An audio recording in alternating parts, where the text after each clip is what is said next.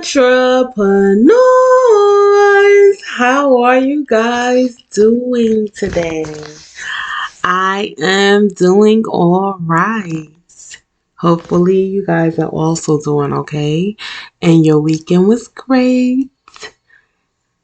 Mine was busy. I didn't get a chance to do everything that I wanted to do. Besides, I missed a week with you guys. Missed you, and I hope all was well. Hopefully, everything was good. So I'm back now, though. I'm sure you guys forgive me, right? For missing a week. Yeah, don't be too hard on me. This weekend, I seen snowflakes. What? What's wrong on that bag?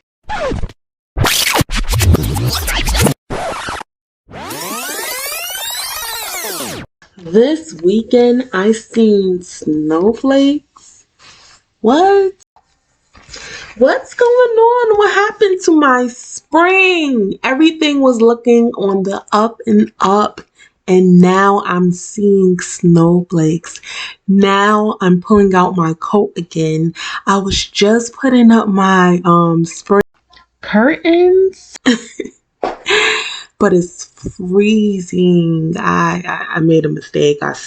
I did some spring cleaning a couple of weeks ago. You know, I'm just trying to hook it up in here. But I guess I'm moving too fast for things because winter hasn't got all of it out of its system, you know. So we have to wait on winter to pass through, you know, get the rest of it out, whatever it got going on. And then spring, I will welcome you with open arms.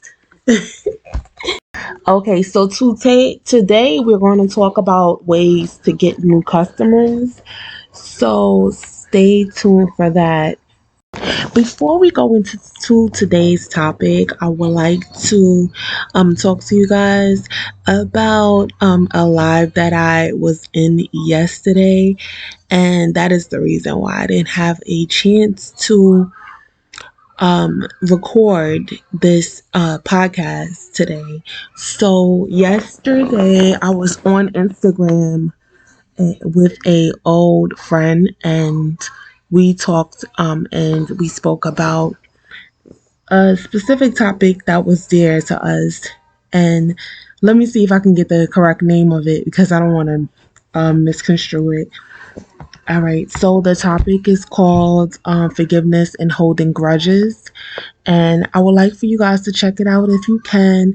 My name on Instagram is Penelope Arter. I will put that up there so you can see it, and you won't get mixed up. Or Chitara Bonita is the same. This is my personal Instagram page, so you guys can check it out. Check out the live, okay?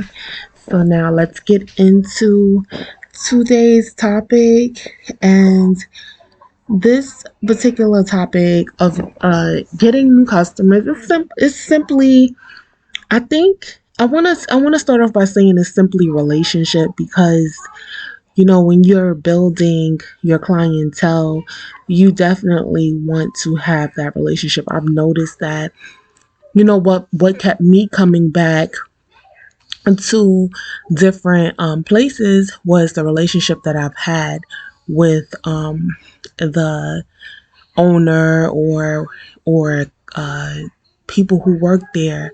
You know, the welcoming, the love, the, you know, the respect and all of that. And I mean, even if they were faking just to gain my money, I'm telling, it works though. It really, really works. I wouldn't advise to be fake, but you know, be as genuine as possible, you know, to those, because I know, you know, with your clientele, you're dealing with different personalities a day. It can be draining, and you know, you may come off a certain way because of that, but try to keep your spirits up and just keep everything in prayer before you begin your day, and you know, just ask God to help you through to you know, be able to handle the different challenges for the day.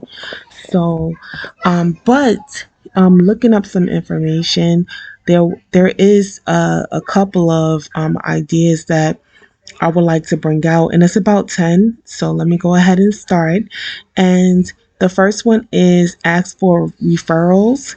Now, referrals are one of the best ways to get new customers, but if you sit back and wait for your current customers to refer their friends and family members to you, you could be waiting a long time. So you will have to take charge by implementing a system for actively soliciting referrals from your satisfied customers, building referrals, generating activity into the sales process. For example, send a follow up email asking for a referral after a customer has received their order from your e commerce site, and have your B2B salespeople ask for a referral when they follow up with customers to answer questions after the sale.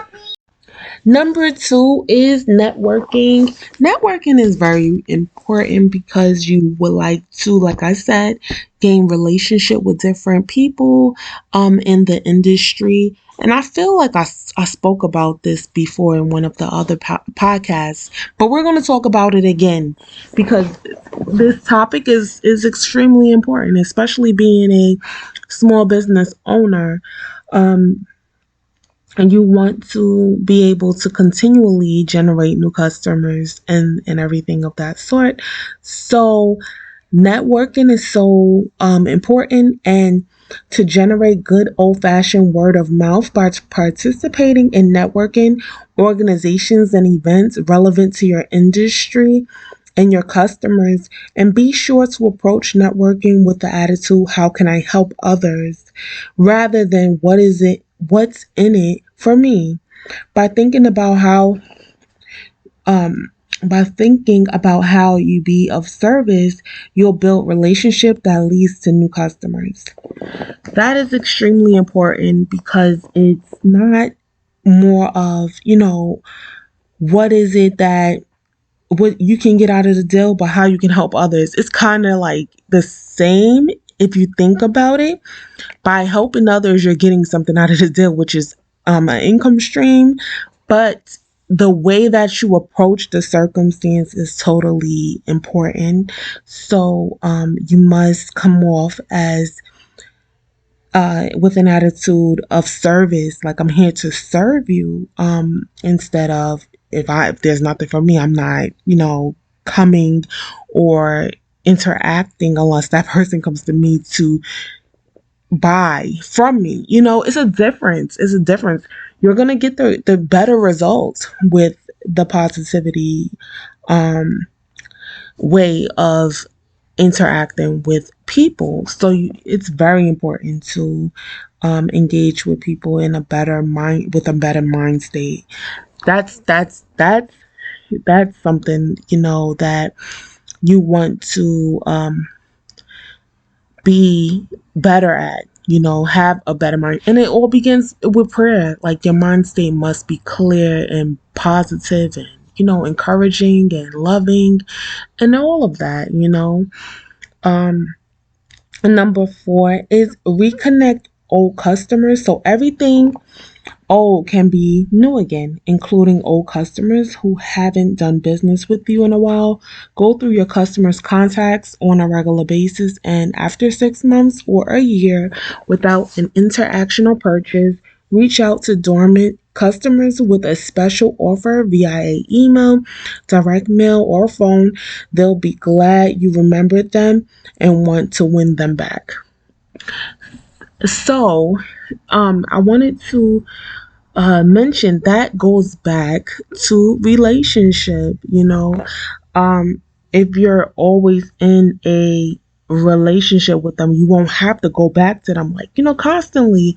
You don't even have to wait 6 months. You can definitely speak with them on a month to month basis and just ask them how are they doing and what is it, offer them different products that they have purchased in the past. Try to show them that you have something more to offer them in regards to that problem area that they have. And I think that's important. Like, just be more creative in your products and stuff, because especially if you see a person buying something, like for instance, I have a customer, she buys uh um milk, what is it called, honey and milk soap from me. Now I see she loves that, like she buys it all the time. And you know, right now she has a collection of it because I was selling it so cheap at one time. And of course, because of inflation, my prices had gone up, but she has enough stock to last her for the whole year. That's how much she's bought from me. But what I would do, because I haven't heard from her, is I would kind of like add lotion, honey and milk lotion, honey and milk oil, honey and milk face wash, honey and milk. I would do so many different products that relates to what she likes. And so this way she'll be like, oh, I haven't tried this one. I mean, I have the soap, but I don't have this. And and then from there, just constantly, like, build relationship. How are you doing? How is the soap going? You know, um, and see how much more you can help them. Um, Now, number 5 is improve your website. And I definitely had to do that because there were things that I had on my website starting off, um, and that wasn't relative to what I was doing. And me and my friend, we laughed about it. Well, she laughed, and I was like, "Hey, I would laugh too," because I'm like, "What am I doing with this on my website? Just to gain sales? No, let me stick to the topic. Let me stick to what I came here for." And for those that are interested in my products, they will buy. If they're not, then they won't buy. But I definitely had to improve my website and make it more presentable. So these days, customers and B2B buyers alike find new business primarily by searching online, and that means your website has to do some heavy lifting to attract new customers. Give your website a once over to make sure that the design, content, graphics, and SEO are up to date. If this isn't your strong suit, it's worth enlisting the services of a website design company and slash or SEO experts to help. And number 6 is partner with complementary businesses. Team up with businesses that have a similar customer base. That is also a win-win, because you're going to gain more clientele from them, and they're going to be gain more clientele from you. Just kind of like, just kind of entwine with one another and work together in that manner, so you guys can help one another. It's important to, and I believe this, and I see it as true. Like, you can't get to the top by yourself. And I believe we said this before, for those that have been following um Black on Black Grown for a while. We have and let me just say this also too, guys, thank you for your support. You hear me? Like, you guys are wonderful. I do appreciate it. Like, the podcast is doing better than what it's been doing, and of course, because we've been on here. But no, I thank God first, and now I'm saying thank you guys, because you guys have been here listening on the app. We trying to get this YouTube off the ground. It's gonna work. It's coming along. But I'm telling you, the app, woo, but baby, when I look at the analytics, I'm like, whoo, thank you guys. Thank you. Thank you so much for the love and support. I do appreciate it. Now back to what we were saying. Yes, it's so important to have a team, and team up with other businesses, I should say. And that share the similar customer base, and don't see it as competition. I just want to mention that because a lot of times people have that attitude, whereas they're like, well, I don't want no one to take this income from me. And don't look at it like that. Look at it like we're helping one another. I remember I went to go buy some herbs um from the store, and I wanted to go in person. I didn't want to order it online. So I went to my local a store, health food store, and they had every herb that you can think of. And then I seen two young ladies around my age. They were also doing the same, and they had a list. They had their paper as well, their recipes, and so did I. Like I was like, wow, that's interesting. We are like in like minded. And then they were talking, and I interrupted. I said, "Excuse me, hi. Are you guys? Do you guys have a business? Are you um and selling products?" And they say, "Yeah, we are so and so and so and so." And I said, "Okay, I'm doing the same thing. Wow, that's," and they cut in the one of the young ladies cut me off, and she turned around, she turned her back to me, and she finished talking to the lady she was talking to. And I said, in my mind, I thought about it, and I said, does she see it as, okay, who cares? And this is competition. I don't need to talk to the competition.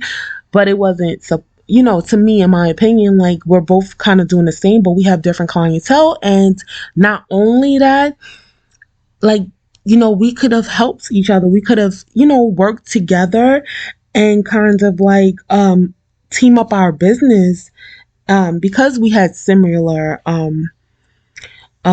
a customer base, and basically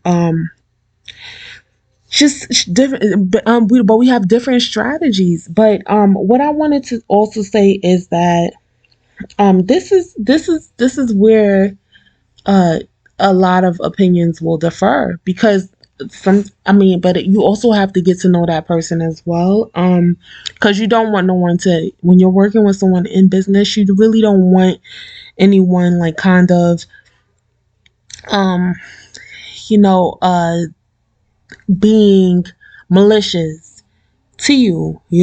And I kind of understand that.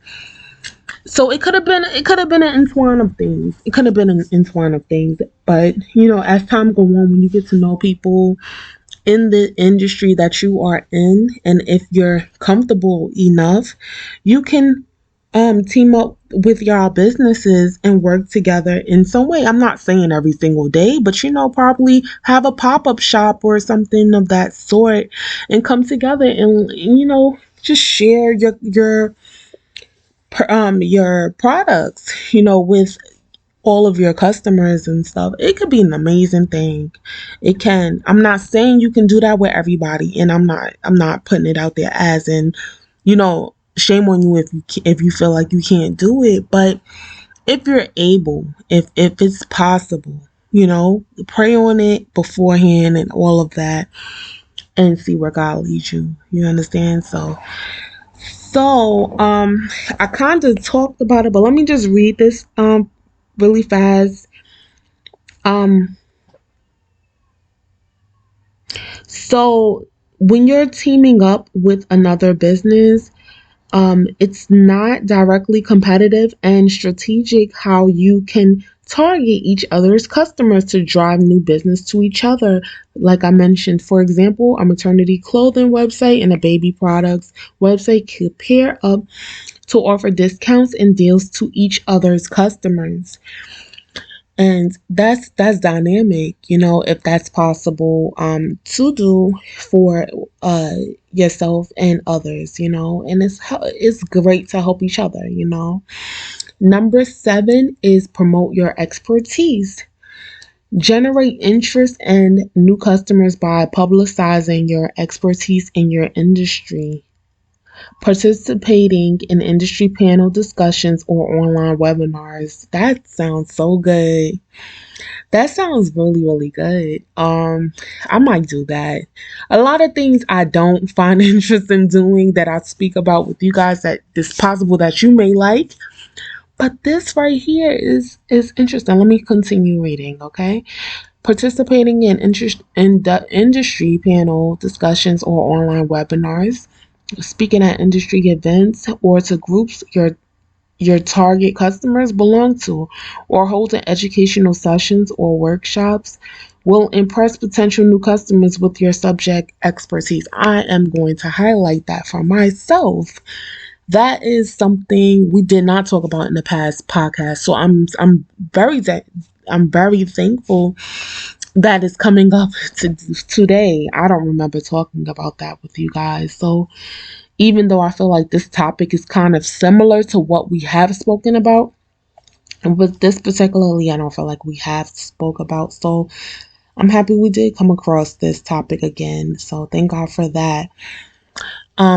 Number 8 is use online reviews to your advantage. We did speak about this part, like have online reviews. I actually have to speak to the builder of my website and ask if they have that even as an option, because a lot of times my customers wanted to leave a review on my website, and I said, I gotta check back with them, to see if they even have that as an option, because I don't see it. My I didn't build my website, so I'm definitely having to check into that. But guys, I think that would be a very important factor to have online reviews for customers, because people are, especially like the type of person that I am as well, I like to see, what other people are saying before I make my purchase. And, if the majority of the customers are happy, then I believe that I will also feel the same. But if the majorities are complaining, I would be kind of like hesitant to buy and purchase, because I don't want to deal with the headache. You know what I mean? So guys, make sure that that is something that you guys are considering as far as gathering reviews for your customers on your online site.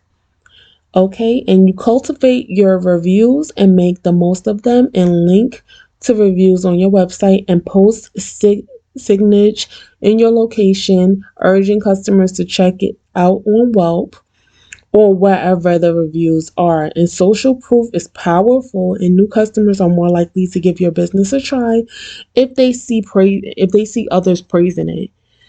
Like I said, I believe as a customer as well, I would also want to purchase from someone who has great reviews. And and especially, I don't know anything about you, and then I'm looking at your products and I'm like, it seems good, but what is other people saying that have used them?